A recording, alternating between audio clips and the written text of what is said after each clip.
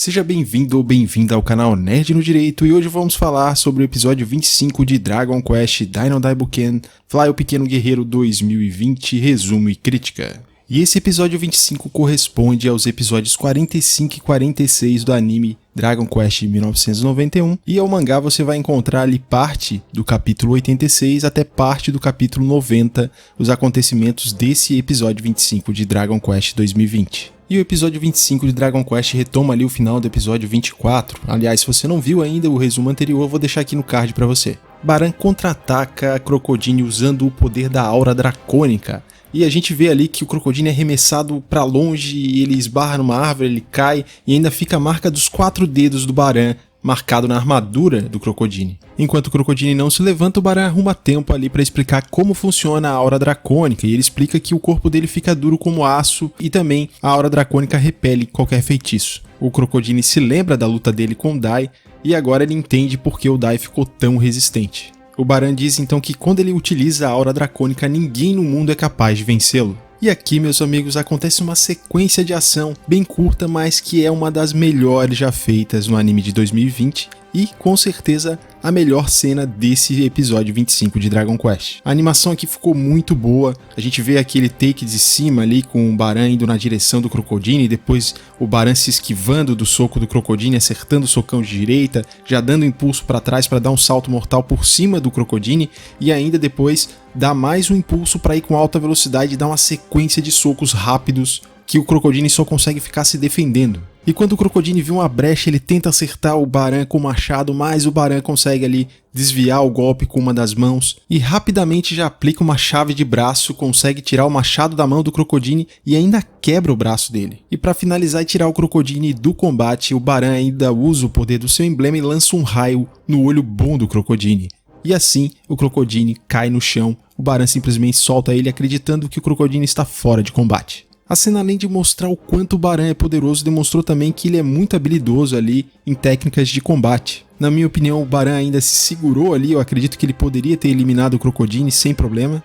E você, o que achou dessa cena? Você gostou? E você acha que o Baran teria derrotado facilmente o Crocodile e eliminado ele se quisesse? Deixa sua opinião aqui nos comentários. Lá em Fly o Pequeno Guerreiro de 91, essa cena também é legal, só que ela não tem essa velocidade, essa dinâmica que a gente teve aqui no anime de 2020. E no anime de 91 a gente tem um pouco mais de carga dramática, as pessoas ficam um tanto mais impactadas com o que o Baran tá fazendo com o Crocodile, além de a gente ter o sangue vermelho também, que dá um impacto maior, e essa cena seria, acho que um tanto cruel aí pra criançada de hoje em dia suportar. Essa cena de Dragon Quest 2020 ficou bastante parecida com o que a gente tem no mangá. Na sequência do episódio 25 de Dragon Quest, a gente vê ali que o Baran acredita que o Crocodile está fora de combate, e o Pop, vendo isso, resolve ir lá enfrentar o Baran e pede pra princesa ir ajudar o Dai, que tá no fundo do lago. A princesa Leona encontra o Dai no fundo do lago e começa a usar o Berruma para curá-lo. O Baran diz pro Crocodile se render e o Pop interfere nesse momento. Então o Pop ameaça bater no Baran com o amplificador mágico que ele tem na mão. O Baran bota a pressão no Pop perguntando se ele ficou maluco e o Pop fica até meio paralisado ali, se sentindo como se fosse um sapo diante de uma cobra. O Baran então revela que ele tirou o Crocodile de combate porque o Crocodile era o mais perigoso, já que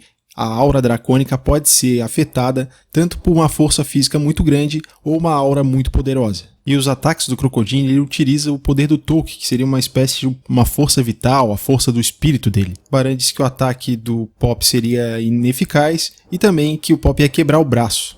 Lá em Fly o Pequeno Guerreiro de 91, o Baran é um pouco mais intimidador do que ele foi aqui, porque ele disse que além do Pop quebrar o braço, ele iria acabar pior do que o Crocodile. A Merle tenta interferir, mas a avó dela impede que ela faça isso. O Pop, mesmo intimidado, ele ainda continua com a ideia de atacar o Baran, e quando ele está prestes a atacar o Baran, o Rei das Feras interfere. O Crocodile se levanta sem poder enxergar, mas demonstrando muita coragem e persistência, ele diz que pode deixar com ele, que ele vai continuar lutando com o Baran. O Pop diz que o Crocodile não pode lutar naquele estado, mas o Crocodile diz que ainda tem o seu braço esquerdo e que ainda há esperança. E mesmo não podendo usar nenhum dos 2 olhos, ele consegue enxergar, com a visão do seu coração, que o Pop ajudou a purificar. Eu sei que você pode ter estranhado aí porque na legenda do anime de 2020 tá como olhos da mente. E também em alguns mangás traduzidos você vai encontrar dessa forma, mas se você reparar aqui no anime de 2020, o Crocodile fala Kokoro, que é a palavra coração em japonês. E lá no anime de Fly o Pequeno Guerreiro de 91, a dublagem também utilizou a tradução como coração e não mente.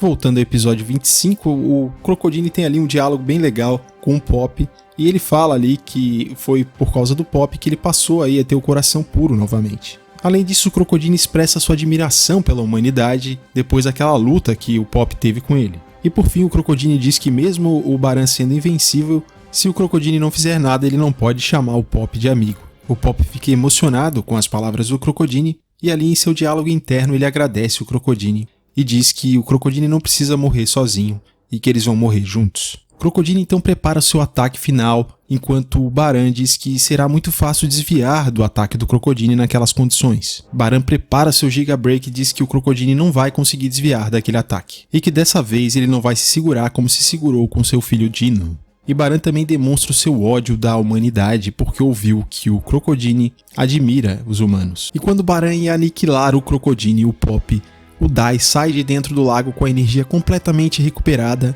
e ele toma a frente do Pop e do Crocodile para defendê-los. Baran diz que não faz diferença o Dai ter aparecido e fala que vai mandar todos pelos ares. Quando Baran está reunido o poder do Gigaden em sua espada, antes que isso aconteça, o Dai interfere lançando a sua espada e fazendo com que o Gigaden não chegue até a espada do Baran. Dai combina com o Crocodile dizendo para o Crocodile atacar logo em seguida. O Dai vai para cima do Baran usando o poder do seu emblema e também um poderoso Avance Trash, e na sequência o Crocodile lança o seu ataque da redenção do Rei das Feras. Vemos que Baran está usando a Aura Dracônica para resistir ao Avance Trash e na sequência ele recebe diretamente o ataque da redenção do Rei das Feras, causando uma grande explosão. O Pop acredita que o ataque foi efetivo e o Crocodile acaba caindo de joelhos ali um tanto ferido, enquanto o Dai se preocupa com o Crocodile e o Crocodile também se preocupa com o estado do Dai. O Dai, vendo que o Crocodile está ferido, inclusive nos olhos ali, ele chama a Leona para curar o Crocodile, mas a Merle surge na hora e examina o olho do Crocodile e diz que aquilo ali foi um ataque superficial e que ele não vai perder a visão daquele olho. Tanto o Dai quanto o Crocodile dizem que é muito perigoso que a Merle e a avó dela continuem ali e pedem para ela sair e deixar que a Leona cuide do ferimento do Crocodile. A fumaça vai se dissipando e o Pop avista o Baran ali utilizando a sua aura dracônica. O Pop fica apavorado, acreditando que o Baran não sofreu nenhum dano. Mas o Dai observa que na verdade o ataque do Rei das Feras junto com o Avance Trash acabou causando ali um ferimento na testa do Baran. E assim como nós, telespectadores, os personagens ficam admirados, pois o Baran sangra vermelho. E ainda bem que dessa vez deixaram a censura de lado, porque isso era fundamental para a história todos ficarem admirados que o Baran sangra vermelho como um humano comum. O Baran fica um pouco assustado por ver que eles conseguiram ferir o corpo dele, e ele percebe que o Dai consegue ficar muito poderoso por conta dos laços de amizade que ele tem. E o Baran conclui que esse laço deve ser quebrado porque senão o Dai pode vir a ser uma ameaça inclusive para o próprio Baran. E assim o Baran resolve usar todo o seu foco para tirar o poder que o Dai tem, que é esse laço de amizade com as pessoas que ele conhece. Baran faz uma espécie de um ataque psíquico ali, utilizando o poder do emblema, fazendo que os emblemas fiquem ressoando. Isso inclusive acaba deixando todo mundo impossibilitado de lutar por conta desse barulho. E o Dai começa a sofrer com uma forte dor na cabeça. O Dai acaba vendo o vovô Braz na frente dele e também os monstros da ilha onde ele vivia. Todos vão desaparecendo na frente dele. É como se todas as memórias do Dai fossem revividas naquele momento e apagadas, e assim o Baran consegue se sobrepor ao poder do Dai e o Dai cai inconsciente. Baran também demonstra ter ficado bastante esgotado, ele acaba ficando de joelhos e ofegante. Crocodile pergunta o que o Baran fez e o Baran diz que tomou do filho dele o que ele não precisa mais. Baran disse que ficou esgotado e que vai se retirar do campo de batalha, mas que voltará para pegar o seu filho Dino. O Baran então vai embora enquanto o Dai acorda, mas parece estar um tanto perdido e sem memória, ele não se lembra o nome de ninguém. Todos vão para a casa da Merle e eles começam a fazer os tratamentos ali dos feridos, inclusive o Crocodile tem o olho dele curado. E nós temos um momento ali que chega a ser um tanto triste, porque o Dai não se lembra quem ele é e não reconhece ninguém. E o Crocodile conclui que o Baran usou a energia dele para apagar a memória do Dai, e o Dai, sendo uma criança, não conseguiu resistir ao poder do Baran. A Leona tenta fazer com que o Dai relembre deles, mas parece que quando o Dai tenta se lembrar de alguma coisa, a cabeça dele começa a doer e o emblema dele acaba sendo ativado. Já o Pop não consegue reagir muito bem, ele fica um tanto desesperado e pressionando o Dai pelo Dai ter esquecido deles. O Pop chega a machucar um pouco o Dai, ele leva o Dai pra fora, arrastando ele, joga ele no chão, depois ele dá a espada e força o Dai a tentar se lembrar de alguma coisa, acreditando que talvez o corpo do Dai ainda tenha as mesmas habilidades, mas isso acaba não dando certo e o Dai fica apenas com medo do Pop. Em um diálogo interno, o Pop lamenta que o Dai tá daquele jeito e diz que eles estão completamente indefesos se o Dai continuar daquela forma. Na sequência vemos o Hadler falando mal do Baran, dizendo que o Baran ainda não apareceu e ainda falhou em capturar o Dai. Que o Vern meio que defende o Baran, dizendo que o Baran foi brilhante por ter cortado os laços do Dai com os amigos, tornando assim o Dai inútil. E que na próxima batalha o Baran estará com todas as forças e a batalha será espetacular. Hadler e os outros recebem um alerta de um daqueles olhos demoníacos e o olho demoníaco avisa que o Baran foi localizado. Vemos então que Baran acendeu 3 fogueiras de cores diferentes e ali o Hadler e os outros acabam concluindo que o Baran vai chamar os Mestres dos Dragões. Temos então uma explicação de quem são esses Mestres dos Dragões e o quanto eles são poderosos unidos ao Baran. Kilvern diz que diante dessa situação as chances do Hadler acabaram. Baran invoca os Mestres dos Dragões, o primeiro a aparecer é o Guerreiro do Céu Galdandi, o segundo é o Guerreiro do Rei dos Mares Barahor e o terceiro é o Guerreiro da Terra Larhaut. E então o episódio se encerra. Antes de começar a crítica, eu já peço para você se inscreva no canal, deixe o seu like para você receber mais vídeos sobre Dragon Quest. Nós temos ainda mais 3 episódios para acabar essa temporada.